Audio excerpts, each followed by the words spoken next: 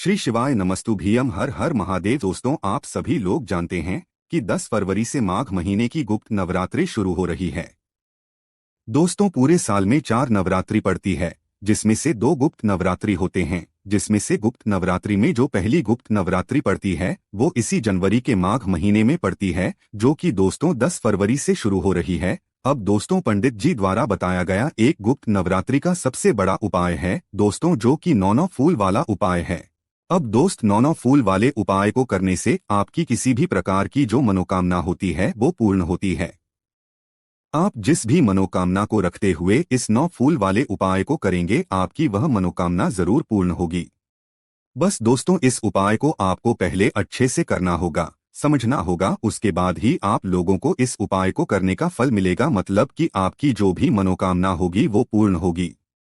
तो दोस्तों, हम आपको यहाँ पर एक बात और बता दें कि भाई, जो ये उपाय है ये 9 फूल वाला, ये आप लोगों को इन गुप्त नवरात्रि पूरे 9 दिन करना है। गुप्त नवरात्रि पूरे 9 दिनों तक चलेंगे, जो कि 10 फरवरी 2024 से शुरू होंगे और 18 फरवरी 2024 तक चलेंगे। तो इन 9 दिनों में आप लोगों को इस उपाय को विशेष रूप से करना है। फिर आप देखिएगा कि अगले जो दिन होंगे वो आपकी सारी मनोकामनाओं को पूर्ण कर देंगे, जिस भी मनोकामना के लिए आप ये 9 फूल वाला उपाय करने वाले होंगे। तो दोस्तों, इस वीडियो में हम यही 9 फूल वाला उपाय समझेंगे, जो कि आपको इस माह के गुप्त नवरात्रि में करना है। तो दोस्तों, सबसे पहली बात ये आती है कि ये 9 वाला उपाय किसको करना है, किस समय करना है और कब से करना है। तो सबसे पहली बात दोस्तों, जिसको भी अपनी किसी भी प्रकार की मनोकामना भगवान शिव जी से पूर्ण करवानी हो भाई, वो ये वाला उपाय कर सकता है। चाहे वो माताएं बहनें हो, चाहे वो कोई घर का बड़ा हो, और अगर बच्चे भी करना चाहें तो भाई वो भी कर सकते हैं। पर उनको ये उपाय पहले समझना होगा, क्योंकि अगर वो उपाय को सही तरीके से नहीं करेंगे तो भाई उपाय काम ही नहीं करेगा। तो कोई भी इस उपाय को कर सकता है जिसको अपनी मनोकामना पूर्ण करवानी हो, और ये उपाय सभी नहीं कर सकते, क्योंकि इस उपाय को थोड़ी आप लोगों को मतलब दिक्कत समस्या आ सकती है। वो क्या समस्या आ सकती है, क्योंकि इस उपाय को पूरे आपको 9 दिनों तक करना है। जिसने कर लिया उसकी मनोकामना तो भाई जरूर पूर्ण होगी। अब दोस्तों, हम समझते हैं कि इस उपाय में आपको करना क्या है, किस समय करना है। तो देखो, इस उपाय को जो करने का समय है ये मुख्य रूप से सुबह का समय है। कोई व्यक्ति अगर किसी कारणवश सुबह ना कर पाए तो भाई वो इस उपाय को शाम के समय भी कर सकता है। तो अब हम जानते हैं कि इस उपाय में आपको फूल कौन से लेने हैं। तो देखो, आप लोगों को ऐसे फूल हैं जो भगवान शिवजी पर समर्पित होते हों।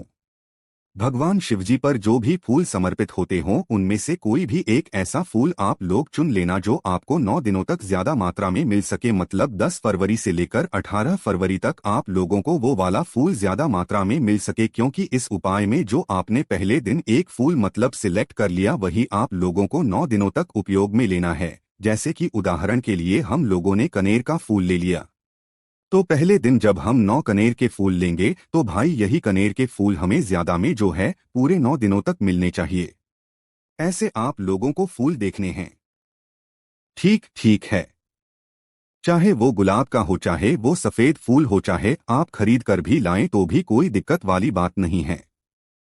बस आपको 9 दिनों तक वह फूल आसानी से मिल जाए, इस बात का आप लोग ध्यान रखिएगा। तो करना क्या है दोस्तों, गुप्त नवरात्रि का जो पहला दिन है, मतलब 10 फरवरी का जो दिन है, इस दिन से आप लोगों को ये वाला उपाय करना शुरू करना है।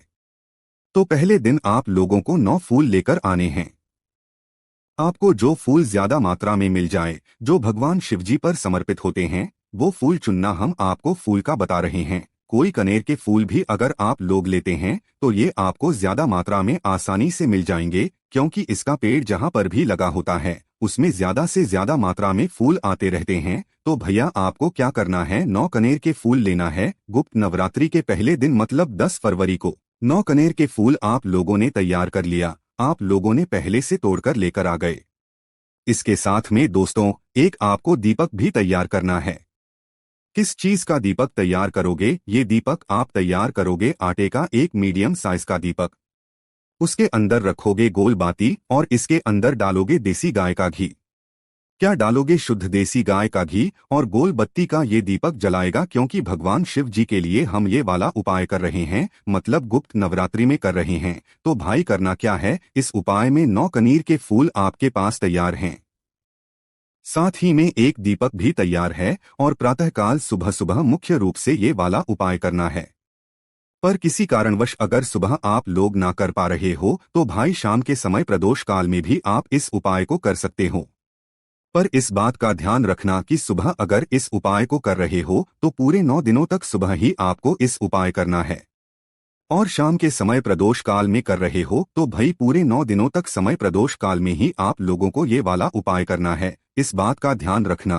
तो आपको करना क्या है, आपके पास नौकरियर के फूल हैं, आपने दीपक भी तैयार कर लिया है। अब भैया आपको क्या करना है, सुबह सुबह प्रातःकाल भगवान शिव जी के मंदिर पहुंचना है।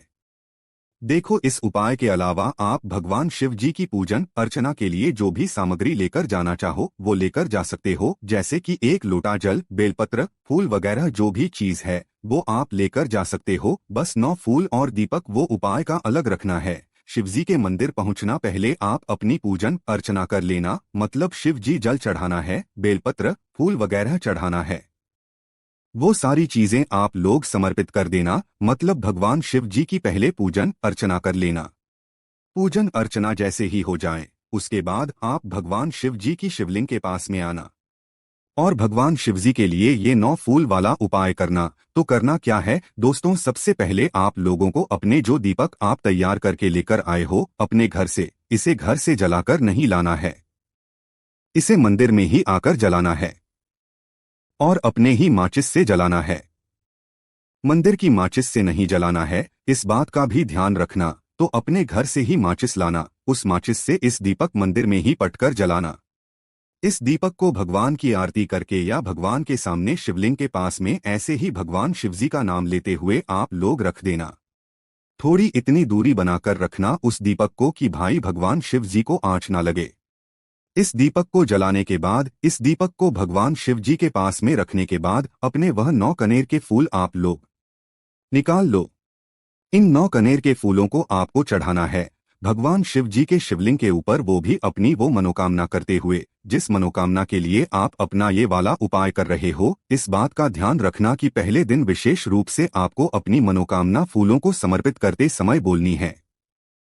अब फूल को भी कैसे समर्पित करोगे, क्या हमें 9 कनेर के फूल एक साथ समर्पित करने हैं, क्या एक एक करके समर्पित करने हैं? तो आपके पास दोनों तरीके हैं, आप चाहे तो एक एक करके भी समर्पित कर सकते हैं, श्री बोलते हुए पूरे 9 फूल भगवान शिवजी के शिवलिंग के ऊपर, या तो एक साथ भी समर्पित कर सकते हैं, एक एक करके भी समर्पित कर सकते हैं, कोई दिक्कत वाली बात नहीं है। तो ये आपको बात आ गई पहले दिन की बात समझ में। और शाम के समय कर रहे हो तो भाई शाम के समय आपको जल लेकर जाने की कोई जरूरत नहीं है, आप मात्र ये उपाय करने के ये शाम के समय जा सकते हैं और ये नवरात्रि के पहले दिन से ही शुरू होगा, इस बात का भी ध्यान रखना है। तो दोस्तों यहाँ पर हमारा ये पहले दिन का काम हो गया। हमने आपको बोला कि ये उपाय पूरे 9 दिनों तक चलने वाला है, तो भाई पूरे 9 दिनों तक हमें ये उपाय कैसे कैसे करना है अब वो समझो।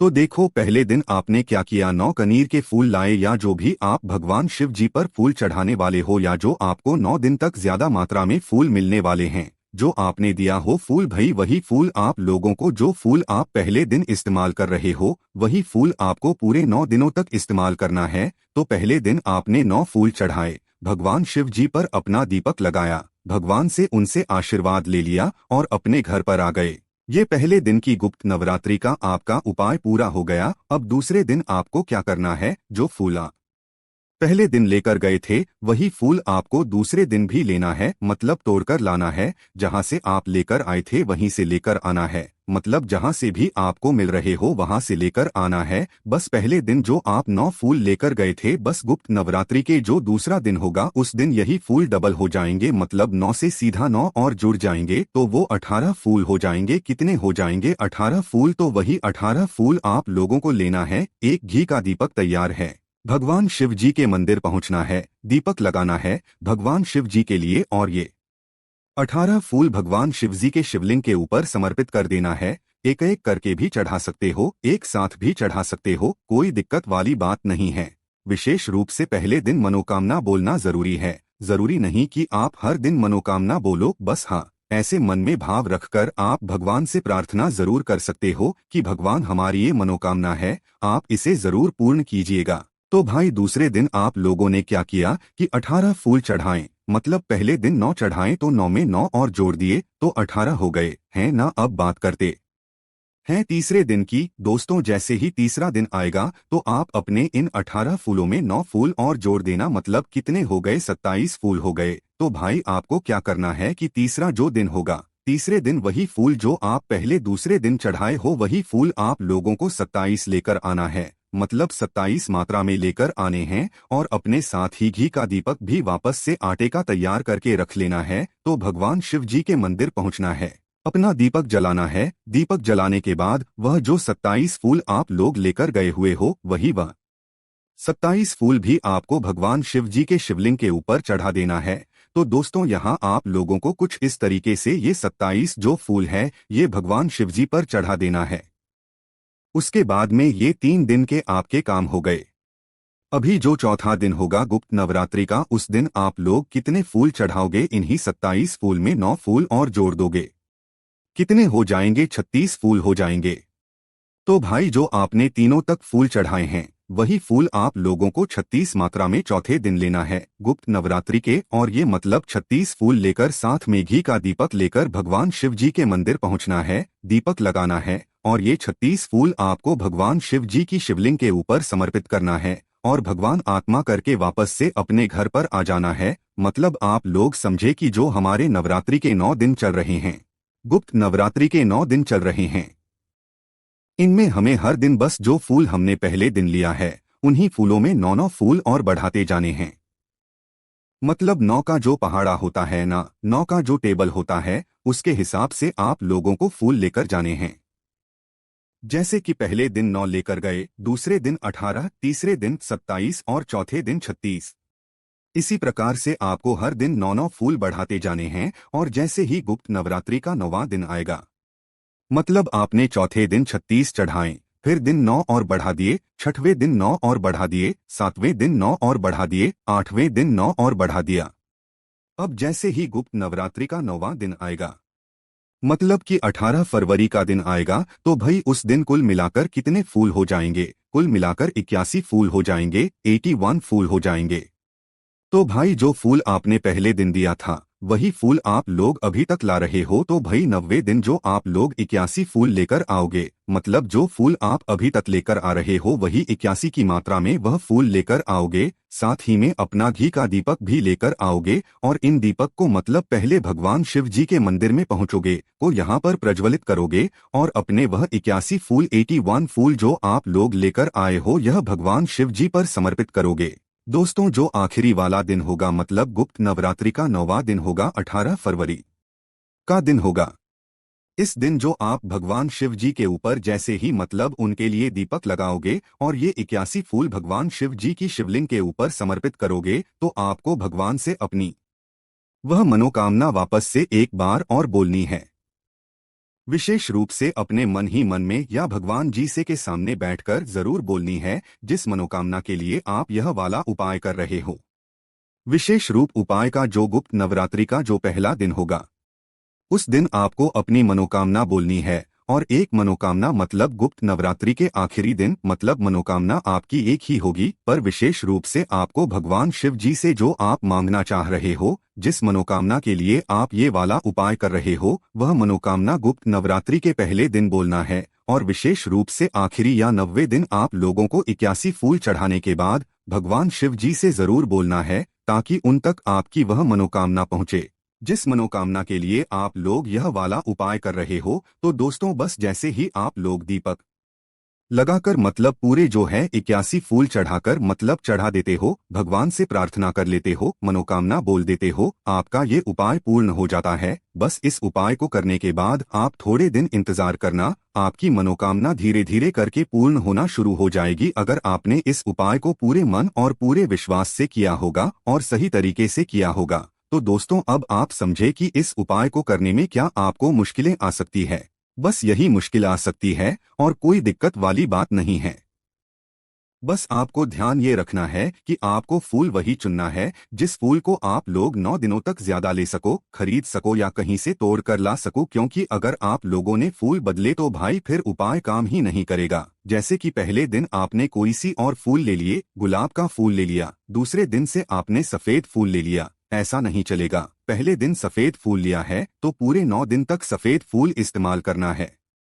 पहले दिन कनेर का फूल लिया है तो भाई पूरे 9 दिनों तक कनेर का फूल ही आप लोगों को इस्तेमाल करना है और भगवान से अपनी मनोकामना पूर्ण है उसे प्रार्थना करना है, आपकी वह मनोकामना जरूर पूर्ण होगी जिसके लिए आप लोग यह वाला उपाय कर रहे हैं। अब दोस्तों, बच्चों को यह उपाय करने में जरूर दिक्कत समस्या आ सकती है क्योंकि उन्हें शायद पूरा अच्छे से समझ ना आए। बट हाँ, बड़े लोग तो इस उपाय को अच्छे से कर ही सकते हैं और इस गुप्त नवरात्रि का महत्व भी बहुत ही बड़ा होता है। जिस तरीके से गुप्त नवरात्रि के 9 दिन होते हैं, आपकी जो भी मनोकामना होती है उसका फल भी आप लोगों को बहुत ही गुप्त तरीके से मिल जाता है और किसी को पता भी नहीं चलता है। साथ ही में आपकी जो भी मनोकामना होती है वो पूर्ण भी जरूर हो जाती है।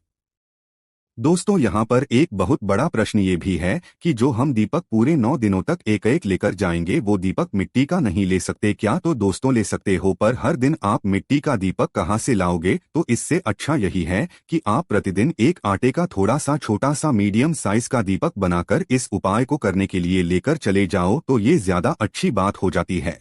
और उस उपाय को सुबह कर रहे हो पहले दिन से तो सुबह ही पूरे 9 दिन तक करना और शाम के समय प्रदोष काल में कर रहे हो लगभग 6 से 7 के बीच में या 7 से 8 के बीच में तो भाई आप लोग उस समय करना, पर एक नियम के साथ इस वाले उपाय को करना, आपको इस उपाय को करने का फल जरूर मिलेगा। बाकी दोस्तों, इस उपाय करने में अगर कोई भी दिक्कत समस्या परेशानी आती है आप हमसे कमेंट करके पूछ सकते हैं। श्री शिवाय नमस्तु भीयम, हर हर महादेव।